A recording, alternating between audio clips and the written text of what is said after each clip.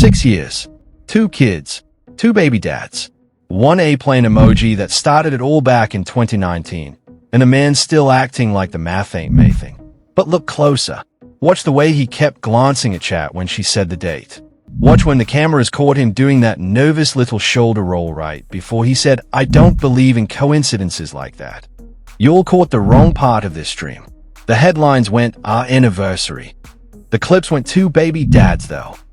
Me? I'm sitting here on stream replay number 4 asking a very different question. Who actually planned this? And what's it covering up? Stay locked in for a second. Like the video, hit subscribe, ring that bell. If you ride with the read nobody else is giving you, you already know where you are. Let's get into it. And before anybody slides in the comments with the usual "you reading too deep." Yeah, that's the job. That's literally the job description. If I wanted to read shallow, I'd open the shade room and call it a Tuesday. We're not doing that here.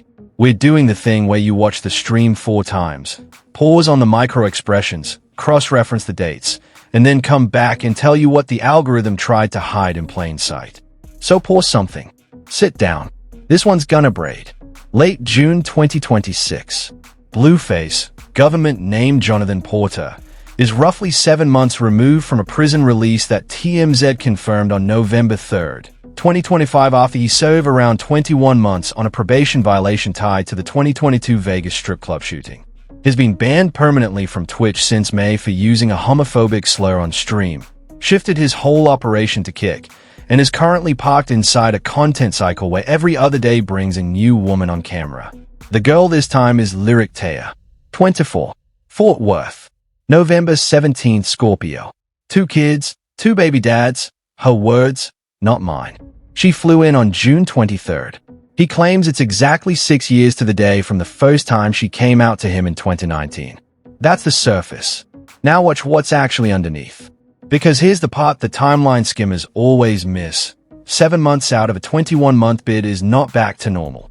7 months is the exact window where most newly released entertainers either restabilize or blow it on a stupid technical violation. Federal recidivism stats put the highest risk reentry window at 0 to 9 months. He's in that window, right now, on camera, with a woman he hasn't seen in 6 years sitting on his couch. Read that twice. The stream isn't a date. The stream is a high-wire act with a sponsor watching. And the kick pivot ain't a footnote either.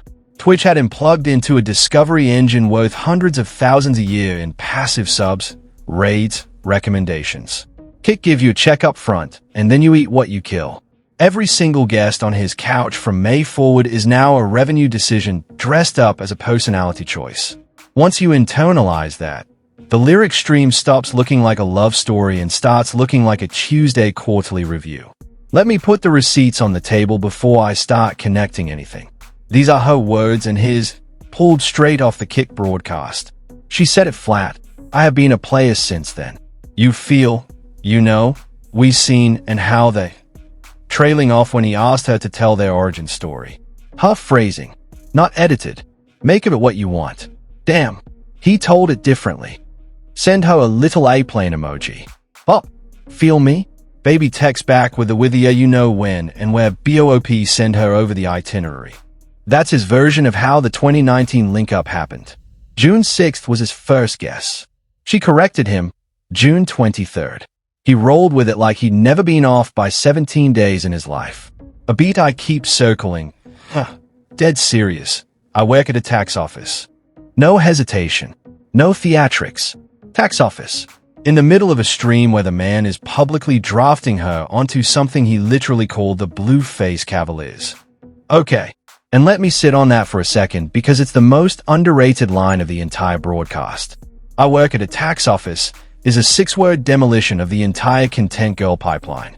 You don't say I work at a tax office if you're trying to get drafted onto the Cavaliers.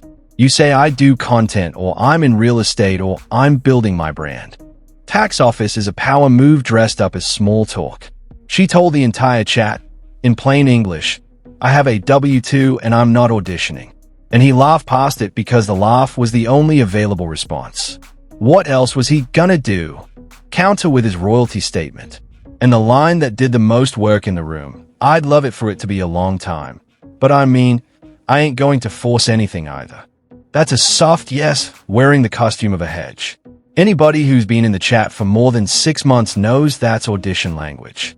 According to her own framing on the broadcast, streams cited above, one more is looking dead at the camera, half laughing, and goes, I'm questioning all my decisions right now. Read that twice. He's not joking. He's stress testing this in real time in front of 40,000 strangers. That's not a man who planned a reunion. That's a man who got reunioned. Now stack one more line on top, the one nobody clipped because it didn't fit the love story edit. Midstream, somewhere around the cooking bit, he muttered, this ain't go how I thought it was gonna go. Throwaway delivery. Buried under chat noise. But that's the tell of the entire night. Whatever script he walked into this broadcast with, she was not reading from the same one. And every awkward beat after that line is him improvising in front of a live audience while pretending he's still driving the car. He's not. She is. He just hasn't admitted it to himself yet. So here's where the dates start whispering. Blueface gets out of prison early November 2025. The parole eligibility date got moved up. Hot New Hip Hop reported it weeks before it happened. Within a month, he's back on stream, back in the cycle, back drafting women onto rosters like nothing changed. By late November 2025, he's already doing post-prison interviews recycling the 1,000 bot account bit. May 2026, Twitch slams the door. Permanent ban. Slow on stream. XXL caught the whole sequence. Week-long ban first, then escalated to permanent after a dual stream violation. He pivots to Kick within days. Loses the Twitch sub-revenue. Loses the algorithmic discovery pipeline. Now he needs content density. Bodies on camera. Fast. Daily. Dramatic. Now June 2026 hits and the calendar gets noisy. Same week the lyric stream drops. There's a Nevaeh Trouble in Paradise content cycle. Same week, Kristen rocks out his spilling tea on him. Same week, Jaden Alexis, the woman he proposed to at a Rams game in 2023, is on her own Twitch downplaying their relationship as business partners. That's not a man having a sentimental anniversary moment. That's a man running parallel storylines across 3 different women in a 7-day window. Actually, hold up. Back up. The part nobody's saying out loud. She brought up the anniversary. He didn't. Listen to the clip again. He didn't even remember the month right. She showed him a Snapchat memory and he ran with the framing. So when he says, I don't believe in coincidences like that, what he's really saying is, somebody else built this storyline and handed it to me, and I'm smart enough to ride the wave. That changes everything. And once you accept that, the whole week reorganizes itself. Look at the sequence again with fresh eyes. Monday, Jaden does the business partners interview. Tuesday, Kristen drops tea. Wednesday, Nevaeh Paradise Trouble content surfaces. Thursday, Lyric is on a plane. That's not 4 separate news cycles colliding by accident. That's a man whose week got hijacked by 3 women on 3 different platforms and a 4th showing up as the only one who could plausibly be framed as good news. The Lyric reunion isn't the climax of the week, it's the patch. The reset button. The look over here while everything else is bleeding. And the 17-day memory miss on the date? That's the loudest evidence in the entire stream. A man who genuinely cherishes an anniversary doesn't whiff the month. A man who's been told an hour before the stream that today is the anniversary, and then has to act like he remembered, guesses June 6 because his producer brain pulled an approximate from somewhere. She corrects him. He laughs. The chat thinks it's cute. It's not cute. It's a chain of custody break in his own story. Behavioral forensics. The chat glance tell. Count it next time you rewatch. Every time he hits a beat that could blow up online. 2 baby dads, I would have just been like, fuck it. I'm going to breed her with the first round pick for the Blueface Cavaliers with select lyric. He doesn't look at her. He looks at chat. Then he repeats the line a half second later. Slower, cleaner, more clippable. That's not flirting. That's editing. In real time. He's writing the TikTok caption while the woman is sitting on his couch. And here's the part that elevates it from habit to craft. The second delivery is always punchier than the first. Watch any creator who's been doing this longer than 2 years. The first time the line comes out, it's organic. The second time, it's compressed, the filler words drop, the cadence tightens. He's been doing podcast clip optimization since 2022 and it's now muscle memory. He's not having a conversation with Lyric. He's recording B-roll with her in frame. Legal forensics, the parole shadow. This one matters. Per Rolling Stone's 2023 sentencing breakdown and the LA Times follow-up, his original Vegas plea deal was a probation-only outcome, meaning the 4 years he ended up doing came entirely from probation violations on the back end. He's out now, but parole conditions don't evaporate. There's a reason this season of Blueface content looks loud but never physical. No fights on stream. No weapons. No locations that hint at travel restrictions. The chaos is curated to stay inside the lines. The Lyric reunion fits that mold perfectly. Bring her to him. On camera. Controlled environment. Nothing actionable. Notice he hasn't been on a single out-of-state appearance since release. Notice no club footage. Notice the guests come to him, never the other way. That's not a content choice. That's a compliance choice cosplaying as a content choice. Every woman on the couch is also evidence that has been at the same approved residence. And a man who's been told once already that the system will take 4 years of his life for stepping outside the box doesn't make that mistake twice. The streams are alibis with sponsors. Visual forensics, the apartment. Notice he keeps saying I was literally here 6 years ago yesterday. Same crib, same room. He even confirmed, I'm the type. I go to the same restaurants. I order the same shit. I go to the same place. Read that as branding. The whole reunion premise hinges on him being a man who never moves. That's not a personality trait. That's a content thesis. Comfortability. He said the word himself. The man got out of prison and recreated his 2019 setup down to the address, because the audience's attachment is to that era, not this one. Is not nostalgic. Is farming nostalgia. And the apartment itself is doing double duty as set design. The chair he's in is the chair from the 2019 streams. The lighting is the lighting. He's running a callback set on purpose because his most monetizable audience, the people who turned him into a Kick subscription, locked in on him during a specific era, and he needs the visual language of that era to keep them paying. The Lyric reunion isn't a date in an apartment. It's a period drama. Same set, same lighting, same costume. 6 years later, original cast member returns. He's not making content. He's making fan service. Let me pivot for a second because the forensic stuff is fun, but it misses something more uncomfortable. There's a specific kind of damage that happens to a person when their entire economic value is tied to broadcasting their personal life. You stop knowing where the show ends, and you begin. Every conversation becomes a take.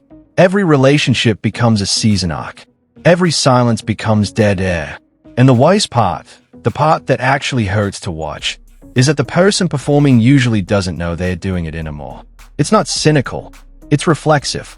Watch Blueface in any quiet moment of this stream. The 2 and 3 second pauses where she's looking at her phone and is not on camera framing. Watch his face. There's a vacancy there. Not sadness exactly. More like idle mode. The CPU's running, but there's nothing on the screen. The second the chat moves or she says something or a donation pops, he comes alive. That's not a personality. That's a stimulus response loop. And here's the part that ties it to the Lyric reunion specifically. A man who only feels real on camera will reach for the most camera-friendly version of every relationship he's ever had. 6 years ago, with Lyric, there were no cameras. That was a private link-up. A real one. By the only definition of real he had at the time. So when he brings her back in 2026, he's not reuniting with her. He's reuniting with the last version of himself that knew how to do something off camera. And is doing it on camera. Because that's the only way he knows how to access anything now. That's the saddest read in the comments, and I'm putting it on the record. The reunion isn't with Lyric. It's with a version of himself that died somewhere between the 2022 Vegas and the 2025 release. And the tragedy is, you can't reach a dead version of yourself by live streaming the scenes. 3 outlets, 3 completely different stories. The blog world ran the Heart Eyes angle. Blueface reunites with his 2019 crush, clean thumbnail, soft framing, love wins energy. They built the headline around the airplane emoji and the bubble bath flashback. It plays. It clicks. It's also every single uncomfortable beat in the actual conversation. The Shade Room camp leaned into the receipts angle, because they were already covering Blueface and Prison Rock linking up in Seattle, and they were already in his timeline. Their version became Look Who Else Is Around, lyric as a roster addition, slotted next to Nevaeh and Jaden and Prison in the ongoing visual headcount. And then there's the fan camp logic, you'll in the comments. The dominant countertake is she's only here because it's famous now. 6 years ago she didn't fly out for him, she flew out for the moment. And listen, I'll steelman it. There's a real version of that argument. The girl came out in 2019 when he was peak viral. She vanished. She came back in 2026 right as the man pivots platforms and needs guest content. That math is real. But here's where it breaks. If she was playing the come-up, she wouldn't have led with the 2 kids and 2 baby dads inside the first 90 seconds. That's not roster behavior. That's somebody who isn't auditioning. Somebody auditioning hides that for episode 3. She put it on the table before he could even land a joke about it.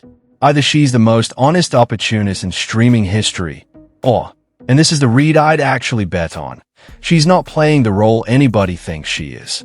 So which is it? Because the loudest narrative ain't always the right one. And let's add a 4th camp the algorithm doesn't surface. The women watching women camp. Go into the female creator comment sections and the read is wildly different. They clocked her body language first. Hands in lap, not on his arm. Laughed at the jokes, didn't lean in for them. Said, I work at a tax office, like she was reading a deposition. That camp's read isn't she's using him or he's using her. It's she came out here to look him in the face one time, on her own terms, on her own dime in lost vacation hours, and close a chapter she never got closure on in 2019. That read doesn't make a viral thumbnail, but it's the one that maps cleanest onto the actual footage. And here's the meta point about all 4 camps. They all generated content. Every interpretation of this stream became another stream, another tweet thread, another reaction video. Blueface didn't have to make 4 pieces of content this week. He made 1, and the ecosystem made the other 3 for him for free. Whatever this was, date, reunion, audition, closure, it was the most economically efficient broadcast of his post-prison run. By that metric alone, he won. By every other metric, the verdict's still out. Here's why I lose half the comment section. That's fine. The mainstream read on this stream is Blueface found his old flame, 6-year anniversary. The slightly cynical read is another woman for the roster. Content cycle continues. Both miss it. Try this on. This stream was never about Lyric. Lyric is the prop. The real audience for this broadcast was Jaden Alexis, and to a lesser extent, the parole officer's algorithm, the Kick Discovery engine, and a chat full of subs who needed to be reassured the show still works without Twitch. Watch the math. Jaden just spent the last month on her own live streams reframing the engagement as a business partnership and telling event reporters she's single. That's a public negotiation. She's leveraging. So Blueface needs a counter-move that isn't a fight, isn't a press response, isn't a song. Because all 3 of those put him on defense. What does he do instead? He builds a callback. A woman from before Jaden. A woman who predates the entire Prison Rock era. A woman whose entire narrative value is, I was here first, before any of this. That's not flirtation. That's positioning. And he tipped his hand at the end of the stream. I'm adding her. No more questions to be asked. You, women, got to deal with her now. He didn't say I like her. He said deal with her. The pronoun isn't aimed at chat. It's aimed at the women already in his orbit. He's not introducing a girlfriend. He's introducing leverage. A few jabs the opposition won't see coming. Every lyric is using him comment assumes Blueface is the prize in this transaction. He's not. The platform pivot to Kick means his audience is now smaller, his algorithmic ceiling is lower, and his brand deal pipeline is gutted. Lyric flew out because the stream is content for her too. Tax office in Fort Worth doesn't put you on the Shade Room. 6 years later still being the 2019 crush does. 2. The A-plane emoji bit is genius branding and I respect it, but let's not pretend it's romance. The man literally said if I know a girl don't live in the same state as me, send an airplane. That's a workflow. He has a workflow.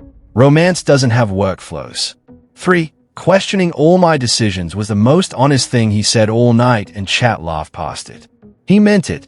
The man is doing public cost-benefit analysis on a woman with 2 kids on a kick stream because he can't afford a private moment anymore. That's not power. That's the trap. 4. The cooking bit. Look, the pot roast riff was funny. The white people food joke was funny. But pay attention to what he actually tested her on. Cooking. Cleaning. Whether she'd bring the kids over. You wouldn't have to worry about nothing. He's not auditioning a girlfriend. He's auditioning unpaid household labor on camera. And she clocked it. I'd love it to be a long time, but I ain't going to force anything either. Translation. I see what this is. I'm not committing, but I'll let you finish the bit. 5. And this is the one that'll get me in trouble. The most powerful person in that room was a woman who didn't need to be there. She has 2 kids. She has a job. She has her own life in Fort Worth. He needed the content more than she needed the flight. That's the inversion nobody's talking about. 6. And I'm adding this one because the comments section's gonna miss it. The Blueface Cavaliers bit is a structural confession. Cavaliers, plural. A ruster. He told you in plain English the entire shape of the operation, and chat clapped because they thought it was a joke. It's not a joke. It's an org chart. His drafting positions. Lyric is the first-round pick because she has the longest tenure in the franchise mythology. That's not love language. That's GM language. 7. Peep the absence. There's a person who wasn't named once on that broadcast. Christian Rock. He'll talk about Jaden. He'll talk about Nevaeh by implication. But Christian's name never crossed his lips. Why? Because Christian is the one X who can match his media velocity move for move. And naming her on a stream meant for leverage would shift the leverage to her. The silence is the loudest part of the broadcast. Listen for what's missing and you'll hear who is actually scared of. 8. The unspoken financial subtext. Kick pays guarantees. Guarantees are tied to hours and engagement. A 2.5-hour stream with a guest who generates 40K plus concurrence hits the engagement threshold that triggers the next tier payout. The Lyric reunion didn't just emotionally calibrate his week, it cleared a revenue milestone. Read the broadcast as a Q2 closing transaction, and every weird beat in it suddenly makes sense. Pull back the camera. Take Lyric out of the frame for a second. Look at the pattern. 2019, Lyric. Out of state. A-plane emoji. Quick visit. No follow-through publicly. 2020 to 2022, Christian Rock. High intensity. Mutual destruction content cycle. Documented physical incidents on multiple sides. Reality show. Pregnancy. The whole thing got monetized into a Zeus network deal that arguably saved both their pre-prison runs. 2022 to 2023, Jaden Alexis. The pivot to wife material framing. Rams game proposal. 2 kids. Music push. The respectable arc, except respectable, in this universe, still means engagement as business partnership and downplaying it in interviews. 2024 to 2025, prison. Force pause. The narrative goes dormant. Other people's content cycles fill the vacuum. 2025 to 2026, release. Nevaeh enters.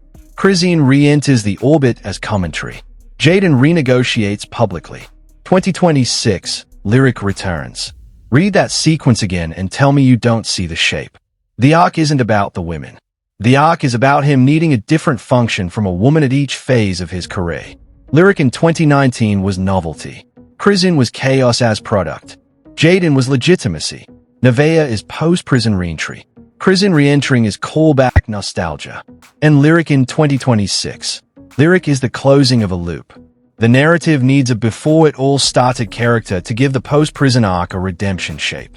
Lyric is the only person who fits that slot because she predates the entire mess. That's why it had to be her. It's not love. It's casting. There's a layer of viewer on this stream that everybody else's analysis is missing. The women in the chat who've been with Blueface since 2019. Not the men in the chat. The women. The female demo on his Twitch run was always quietly significant, and on Kick it's even higher because the platform's parasocial mechanics favor women who treat creators like reality TV characters they can text in real time. That demo watched this stream completely differently. To them, Lyric isn't competition. Lyric is a character they recognize from a season they remember. They are the audience that screenshots Snapchat memories. They are the audience that keeps the 2019 archives alive. And Blueface knows this. Every callback line, "I was literally here 6 years ago yesterday," is aimed at that demo. Not at lyric, not at chat as a whole, at the slice of the audience that will then go re-up old clips, drive nostalgia traffic on TikTok, and unintentionally feed the algorithm exactly the content he can't pay to produce. That's the second-tier monetization play. The first tier is the stream itself. The second tier is the user-generated archive content the stream triggers. He's not making one video. He's making a content generation event. Watch how the next 90 days unfold. 3 plays, 3 different endings, all of them already loading. The path most likely to land. Lyric becomes a recurring guest, not a girlfriend. She'll be back on stream within 3 weeks because the chat metrics on this broadcast were too good to ignore. Expect a cooking segment episode. Expect a meet the kids tease that never quite delivers. Expect at least one stream where she's framed as the calm one specifically to contrast against a Chrisian or Nevea blow-up. She becomes a character in the show, paid in flights, hotel rooms, and TikTok visibility. By Labor Day weekend, expect a lyric solo kick account. The path that flips the table. Jade and Alexis answers. Don't be shocked when she pulls a public move that resets the entire conversation. A new song drop, a thirst trap content run, an appearance with another rapper that goes viral by accident on purpose. The minute she does that, lyric becomes irrelevant in the narrative and Blueface has to scramble. The whole lyric reunion gets retroactively framed as desperate. Watch for it inside the next 6 weeks. The 5-year aftershock, and this is the cultural residue nobody's tracking. This stream is a tiny piece of a much bigger pattern. The next wave of rap-adjacent celebrity isn't about music. It's about cohabitation as content. Blueface's whole post-prison brand is built on streaming his personal life in real time on a platform that rewards exactly that. By 2031, every mid-tier rapper will have a kick or successor platform pipeline built around domestic drama as the primary product, and they'll point back at exactly these months in 2026 as the template. The man is unintentionally building a genre. And the opposition, the artists still trying to win on bars and album cycles alone, won't see the shift until they're already 3 years behind it. One more thing. The opposition's specific failure point. They'll keep covering this as a celebrity gossip story when it's actually a media economic story. They'll keep asking who's he dating when the real question is who's monetizing whom, and for how long. That gap is the whole game. By the time everybody else catches up, we'll already be 3 streams ahead. Now let me add the scenario nobody wants to type. The worst case path. The one where this whole arc ends ugly. Parole violation isn't theoretical. It's one weekend, one stupid trip, one altercation. A roster built on rotating women in and out of the same apartment is a parole officer's flowchart. Any incident, and incident can mean a noise complaint, a dispute on the property, a guest with a warrant, anything, kicks the legal machinery back on. If that happens inside the next 12 months, every stream from this period gets retroactively recontextualized as evidence. Not metaphor, actual evidence.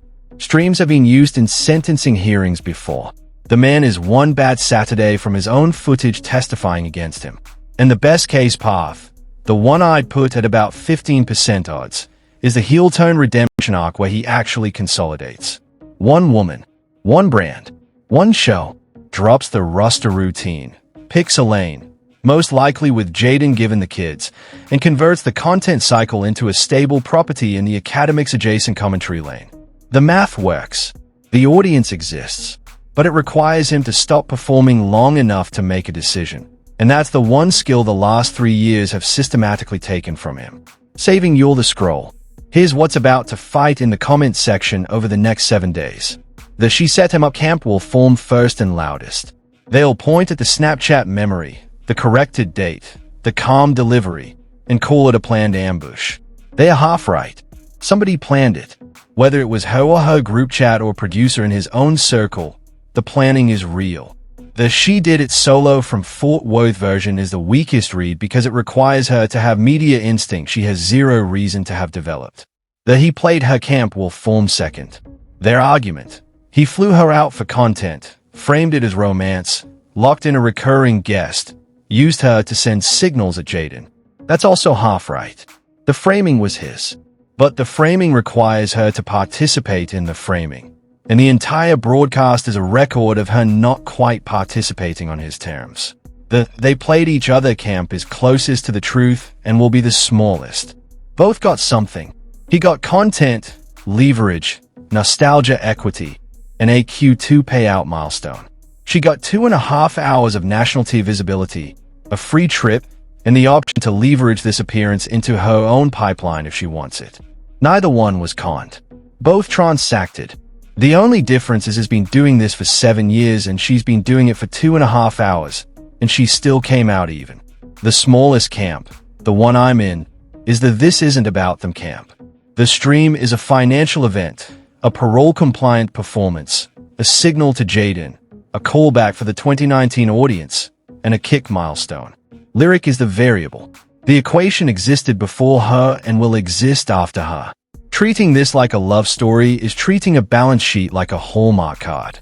You all saw what I saw. The airplane emoji wasn't romance. It was branding. The anniversary wasn't a coincidence. It was a calendar. And the 2 kids, 2 baby dads moment wasn't a punchline. It was the most honest thing said on that broadcast. If this read hit different from what every blog ran with, that's the whole point. Like the video, hit subscribe, ring the bell, drop your read in the comments. Agree, disagree, fight me on it. I want all of it. Part 2 is already cooking. Let's get it. Celeb Virex. Out.